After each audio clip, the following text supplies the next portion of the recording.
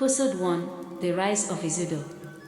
In the heart of Igboland, nestled among rolling hills and ancient forests, was the village of Umuoma. Known for its vibrant markets, cultural festivals, and tightly knit community, Umuoma was a place where traditions reigned supreme and the voice of the elders was law. Amidst this peaceful setting lived a man named Ezeudo, whose very name struck both respect and unease in the hearts of the villagers. Ezeudo had not always been the wealthy and influential figure he was now. Just years prior, he had been a struggling palm wine tapper, barely able to make ends meet. But his transformation was as dramatic as it was mysterious. Suddenly, Ezeudo began acquiring wealth, lands, and respect, seemingly out of nowhere. While some villagers attributed his success to hard work and cunning, others whispered in hushed tones about dark forces at play. Unknown to the majority of Umuoma, Ezeudo had delved into the occult.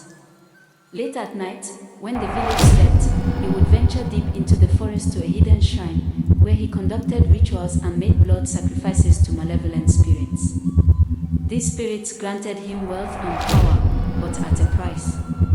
Ezeudo's heart grew colder with each ritual, and his thirst for dominance knew no bounds. One of his earliest conquests was through deceit and manipulation. Ezeudo coveted a fertile piece of land that belonged to Okeke, a hardworking farmer who was well loved in the community. Okeke had inherited the land from his ancestors, and it was the lifeblood of his family. But Ezeudo's greed would not be deterred. One night, Ezeudo prepared for his dark scheme. At his shrine, he performed a ritual calling upon the spirits to curse Okeke's land. By dawn, the once thriving crops had begun to wither inexplicably. The leaves turned yellow, and the fruits rotted before they could be harvested. Okeke was heartbroken. Desperate to save his family, he sought the advice of Ezeudo, who posed as a concerned elder. "Okeke," Ezeudo said, feigning sympathy, "it seems the gods are angry with your land. Perhaps there is an unresolved offense from your lineage. I could help you, but such matters require great sacrifice." "What can I do, Ezeudo?" Okeke asked, his voice trembling with fear. "This land is all I have to sustain my family." Ezeudo smiled inwardly, knowing he had Okeke in the palm of his hand. "Perhaps it is best to part with the land," he suggested. "I am willing to buy it from you and take on the burden of the curse. You can use the money to start afresh elsewhere." Caught between fear and desperation, Okeke agreed to sell the land for a meager sum. The transaction, witnessed only by Ezeudo's loyal henchmen, was a sham. Ezeudo wasted no time taking over the land, and with another dark ritual, he reversed the curse, restoring the land's fertility. The villagers marveled at his sudden prosperity, but no one dared to question him, fearing the mysterious powers he seemed to wield.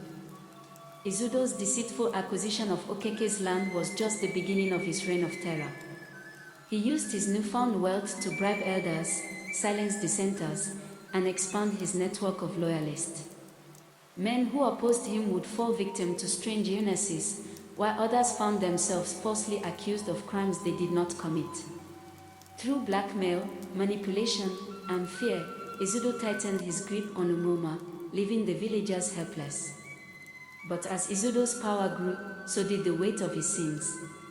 The spirits he served were not satisfied with material offerings alone, they demanded more significant sacrifices.